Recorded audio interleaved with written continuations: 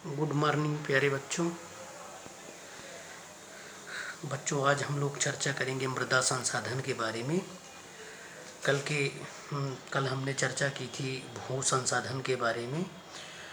भू संसाधन के बारे में हमने देखा था कि जो भूमि है, भूमि कितने प्रकार की होती है, कितने भागों में भूमि को बांटा गया है, भूमि का निम्नीकरण क्या होता है और भूमि के निम्नीकरण का संरक्षण करने के क्या उपाय हैं।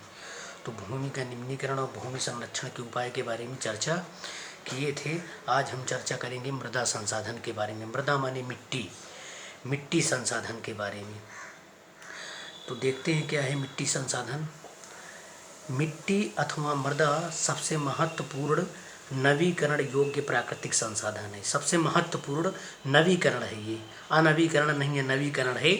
जो हमारी मिट्टी है उसमें हम उर्वरक खादों का इस्तेमाल करके उस मिट्टी की उर्वरा शक्ति को बार बार बढ़ाया जा सकता है। इसीलिए इसे नवीकरण योग्य प्राकृतिक संसाधन में रखा गया है। यह पौधों के विकास का माध्यम है जो पृथ्वी पर विभिन्न प्रकार के जीवों का पोषण करती है। पौधों के विकास का भी एक माध्यम है। पृथ्वी पर जो विभिन्न प्रकार के जीव हैं उनके लिए पोषण प्रदान करती है, उनके लिए आवास प्रदान करती है। मृदा एक जीवंत तंत्र है। कुछ सेंटीमीटर गहरी मृदा बनने में लाखों वर्ष लग जाते हैं। जो मिट्टी है उसको बनने में, कुछ सेंटीमीटर की मृदा के बनने में लाखों वर्ष लग जाते हैं। मृदा बनने की प्रक्रिया में उच्चावच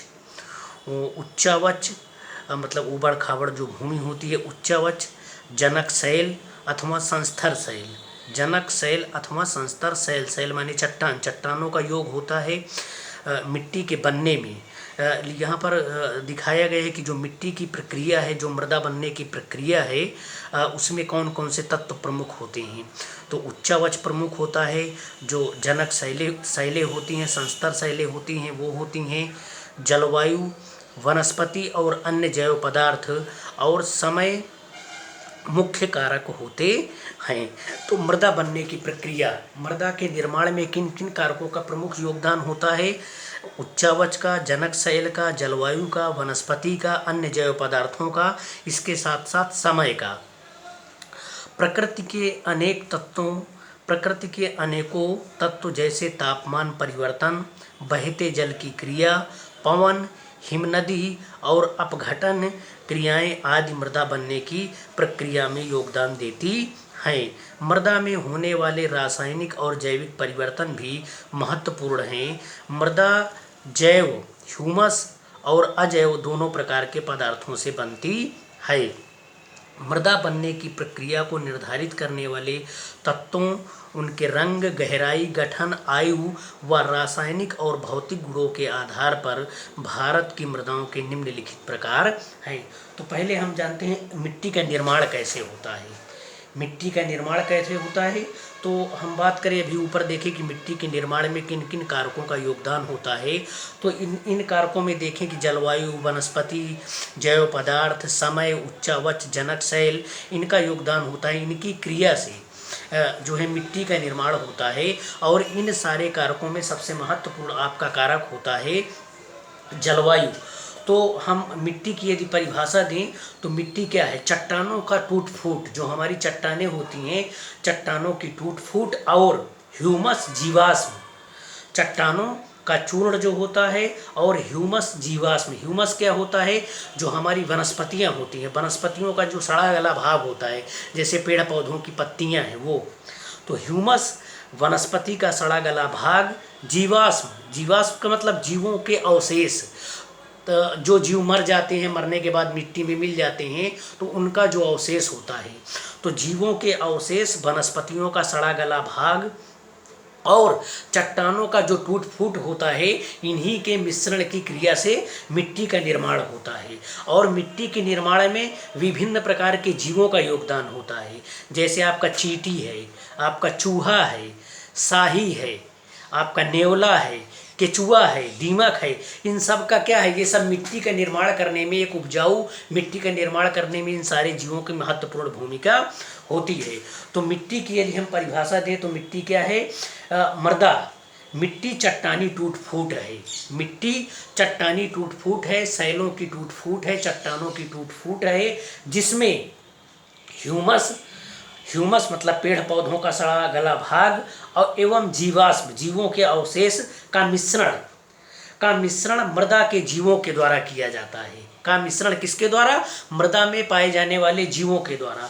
मृदा में कौन कौन से जीव पाए जाते हैं आपको बताया अभी कि आपका जैसे दीमक है, केचुआ है, चींटी है, चूहा है, नेवला है, साही है, इन सब का मिट्टी के निर्माण में योगदान होता है। तो चट्टानी टूट फूट मृदा क्या है? मृदा चट्टानी टूट फूट है, जिसमें ह्यूमस पेड़ पौधों का सड़ा गला भाग एवं जीवाश्म, जीवों के अवशेष का मिश्रण मृदा में पाए जाने वाले विभिन्न जीवों के द्वारा किया जाता है। उससे मिट्टी का निर्माण होता है। इस मिट्टी के जो निर्माण में है सबसे प्रमुख योगदान जो है जलवायु का होता है, और जलवायु के आधार पर ही अलग अलग मिट्टी का निर्माण, यहाँ लिखा है कि जलवायु के आधार पर ही अलग अलग प्रकार की मिट्टी का निर्माण होता है। तो अलग उनके जो मिट्टी बनती है उस मिट्टी में पाए जाने वाले तत्व, मिट्टी के रंग, उसकी गहराई, उसके गठन, उसकी आयु और उसके रासायनिक एवं भौतिक गुणों के आधार पर भारत में प्रमुख रूप से 8 प्रकार की मिट्टियाँ पाई जाती हैं। तो हम बार बार मैं ये कह रहा हूँ कि मिट्टी के निर्माण में जलवायु का प्रमुख योगदान होता है। जलवायु का योगदान इसलिए कह रहा हूँ कि एक ही प्रकार की मिट्टी जब अलग अलग जलवायु के संपर्क में आती है तो उस मिट्टी का रूप बदल जाता है।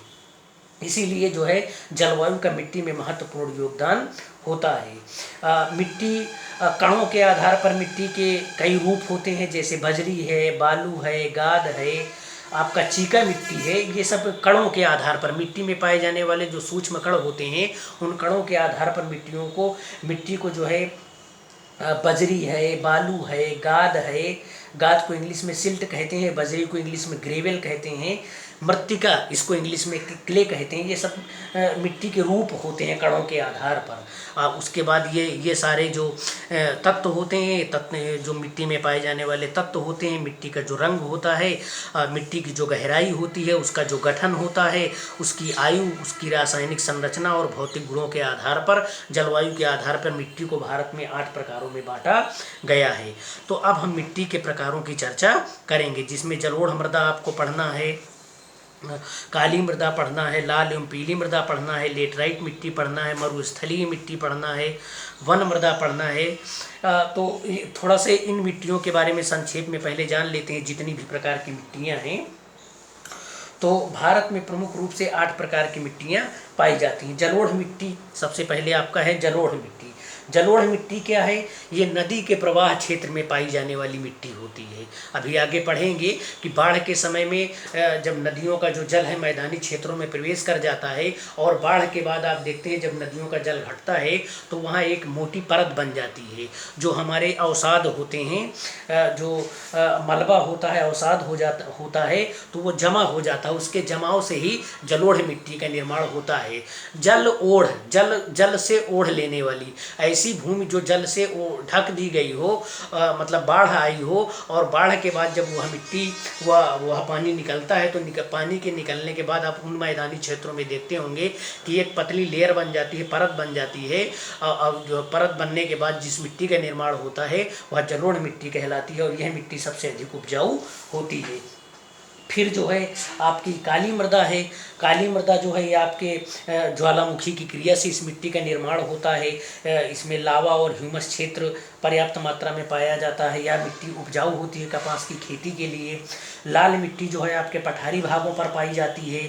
लेटराइट मिट्टी है आपकी, ये 200 सेंटीमीटर से अधिक वर्षा वाले क्षेत्रों में पाई जाती है। ज्वारीय जो मृदा है इसे हम पीत मृदा भी कहते हैं, दलदली मृदा भी कहते हैं। यह जो है जल जमाव और ज्वारीय क्षेत्रों में पाई जाती है। जो शुष्क मृदा है, शुष्क मृदा को ही हम मरुस्थलीय मृदा कहते हैं। यह मिट्टी जो है शुष्क एवं अर्ध शुष्क क्षेत्रों में पाई जाती है। पर्वतीय जो मृदा है, पर्वतीय मृदा जो है 2700 से 3000 मीटर की ऊंचाई वाले क्षेत्रों में पाई जाती है। लवणीय क्षारीय मृदा अति शुष्क एवं अति सिंचाई वाले क्षेत्रों में पाई जाती है। तो मिट्टी मिट्टी किसे कहते हैं, मिट्टी का निर्माण कैसे होता है, मिट्टी के निर्माण में प्रमुख तत्व कौन कौन से पाए जाते हैं, और उन तत्वों, उनके मिट्टी के रंग, मिट्टी की गहराई, मिट्टी के गठन, मिट्टी के रूप के आधार पर मिट्टी में पाए जाने वाले जो रासायनिक एवं भौतिक गुण है उसके आधार पर मिट्टी को भारत में 8 प्रकारों में बांटा गया है। और ये जो 8 प्रकार की मिट्टियाँ हैं, ये मिट्टियाँ भारत के किन किन क्षेत्रों में पाई जाती हैं, इस मिट्टी में कौन कौन सी फसलें उगाई जाती हैं, कौन कौन से पोषक तत्व पाए जाते हैं, कौन कौन से खनिज पदार्थ पाए जाते हैं, इन सब का एक चार्ट बना के हम आपके पास सेंड कर देंगे। तो उससे आपको थोड़ा समझने में आसानी होगी और परीक्षा में लिखने में भी आसानी होगी। तो हम देखते हैं एक एक मृदा के बारे में। तो जलोढ़ मृदा के बारे में पढ़ते हैं।